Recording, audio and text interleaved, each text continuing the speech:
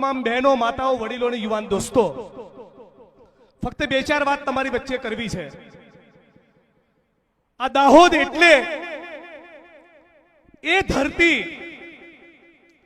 જેણે આદિવાસીઓની સામે સ્વતંત્રતાના આંદોલનમાં બલિદાન આપ્યા અને પોતાના લોહીથી જે ધરતીને સિંચી, એ ધરતીનું નામ છે દાહોદ.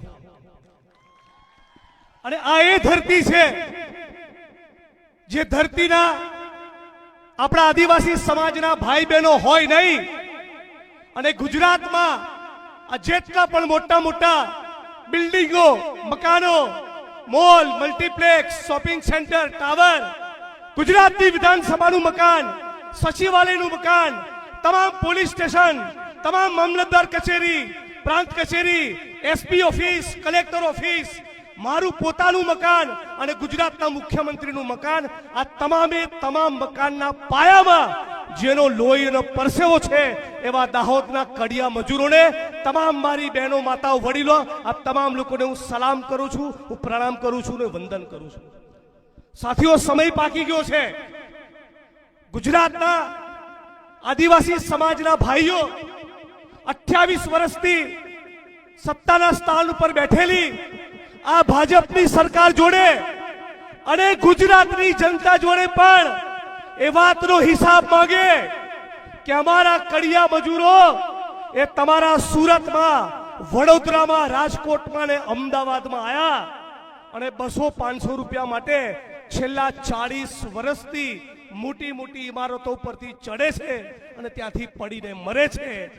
આનો હિસાબ માંગવાનો સમય, ભારતીય જનતા પાર્ટીની પાસે હિસાબ માંગવાનો સમય એ આજે આવી ગયો છે. સાથી, હું ઘણી વાર વિચારતો હોઉં કે અમદાવાદની અંદર જોઈએ, એક તરફ ઉદ્યોગપતિઓના દીકરા અને દીકરીઓ અને આપણા દાહોદના, ગોધરાના, પંચમહાલના, સોનગઢના, વ્યારાના, વાપીના, બાંસવાડાના, ડુંગરપુરના આદિવાસી સમાજના બાળકો એ સિમેન્ટની થેલી અને કપચીના ઢગલાની અંદર એમનું બાળક ઉછેરતું હોય છે.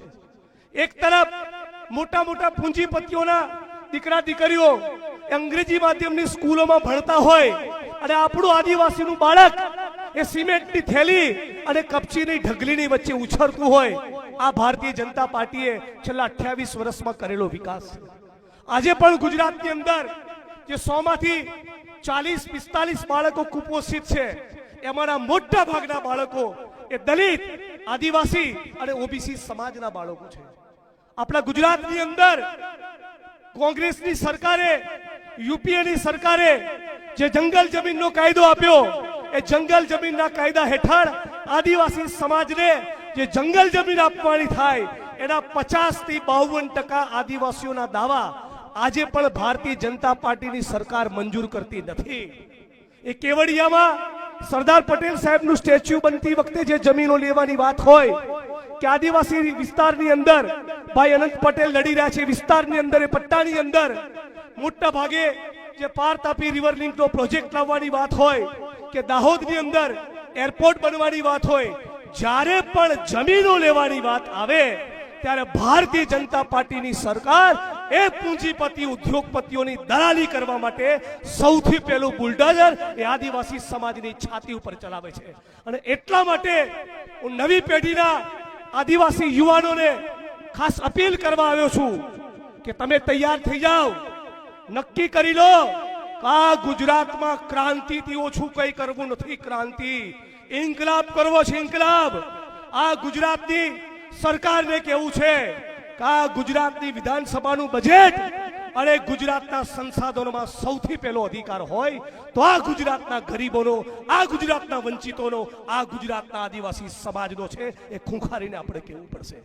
આપણે બધા સાથે મળીને નારો લગાવીએ છીએ કે જય જોહાર કા નારા હે, ભારત દેશ હમારા હે. હું તમને આમંત્રણ આપું છું કે આ નારો લગાવવા ગાંધીનગર આવો. આ નારો લગાવવા તમે સુરત, વડોદરા, રાજકોટ અને અમદાવાદ આવો અને અમારા અમદાવાદની જનતાને પણ કહો કે આ મોટી મોટી બિલ્ડિંગો અમારા બાપ દાદાએ પરસેવો પાડ્યો હોય નહીં તો આ મોટી મોટી બિલ્ડિંગો બને નહીં.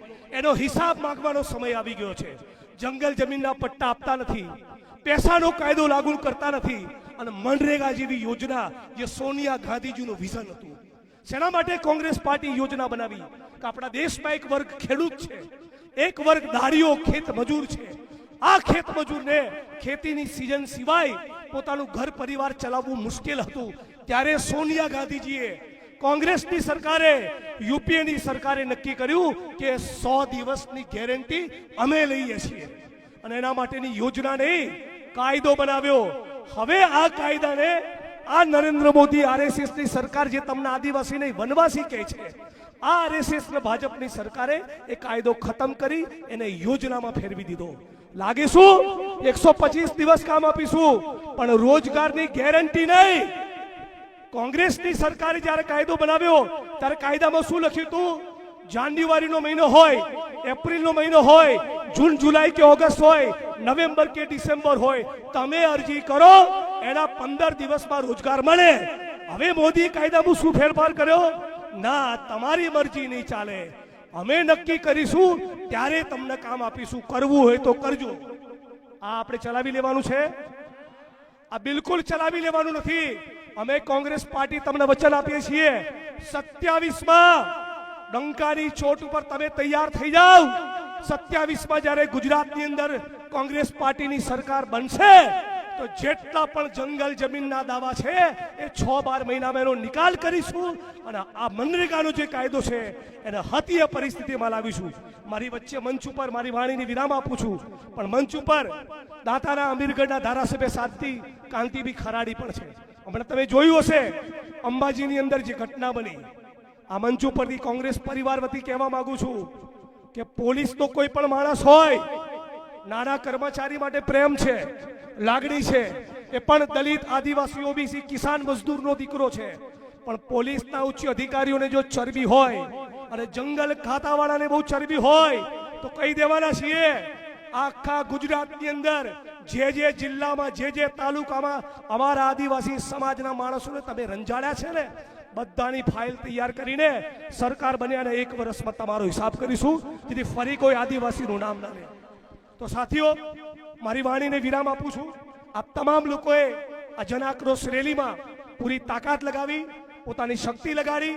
એના માટે ફરી એકવાર દાહોદ જિલ્લા કોંગ્રેસ જિલ્લા પ્રમુખ નીનાભાઈને અભિનંદન આપું છું. અને આપણી વચ્ચે મહેશભાઈ વસાવા જોડાઈ રહ્યા છે, એમના માટે પણ જબરદસ્ત તાળીઓનો આવકાર થઈ જાય. આપણે બધા જ સાથે મળીને આ ગુજરાતમાં ગરીબોની, પીડિતોની, શોષિતોની અને વંચિતોની સરકાર બને. સરકાર એની બને જે કાળી મજૂરી કરે છે, પરસેવો પાડે છે, ઉદ્યોગપતિઓની નહીં. જય ભીમ, જય આદિવાસી, જય ભારત, જય કોંગ્રેસ. વૈષ્ણવજન તો